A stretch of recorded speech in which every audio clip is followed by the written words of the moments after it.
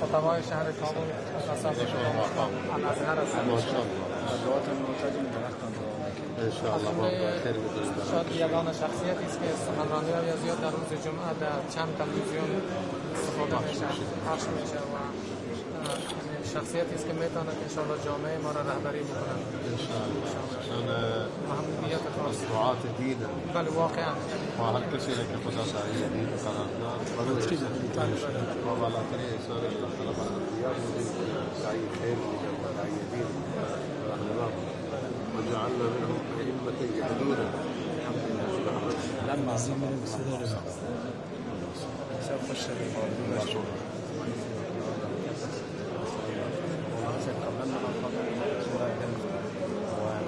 برنامه‌های دستاوردی تان که نظرات دستاوردی می‌کنند متأسفانه دعوتنامه در وقت به من می‌رسد وقت تیر شده متأسفانه وقتش مشخص ثابت است نه در اینجا مشکل تراشی ها حتی همین طوره خدا حافظ نگهدارتان است. ما آرزو داریم که شما یه سفر انشاءالله سعیدان بکنید ما محاضرات اونجا برای دانش آموزان داشته باشیم.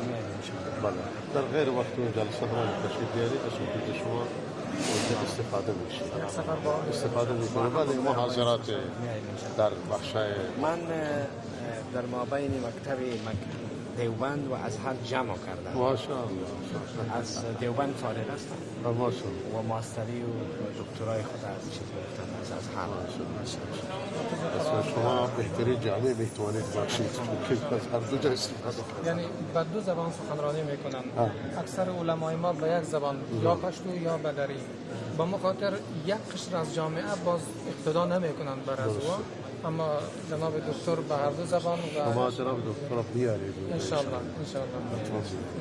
هزینه با خود ما افتخار میکنیم ما هزینه خود و خدمتتان شرف هست. هزینه خودتون هزینه شد دیگه افرادی که باشن اونا هزینه شد ما بله شما از جانب ما بلیط تهیه کنید از طریق مشهد یا از طریق تهران و هواپیما ان شاء الله میاد. شما نگاهتان کنم همیشه طرفتان دعا میکنیم و همیشه از حق دفاع میکنیم تا اینکه توازن حفظ شود.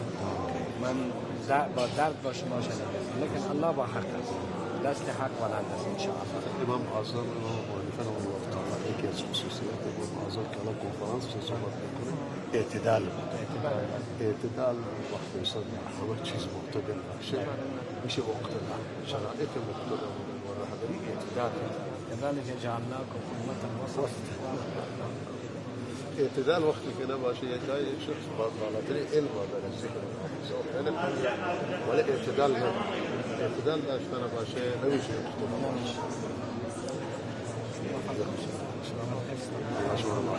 به یک مطلع ملاقات میکنیم ان شاء الله.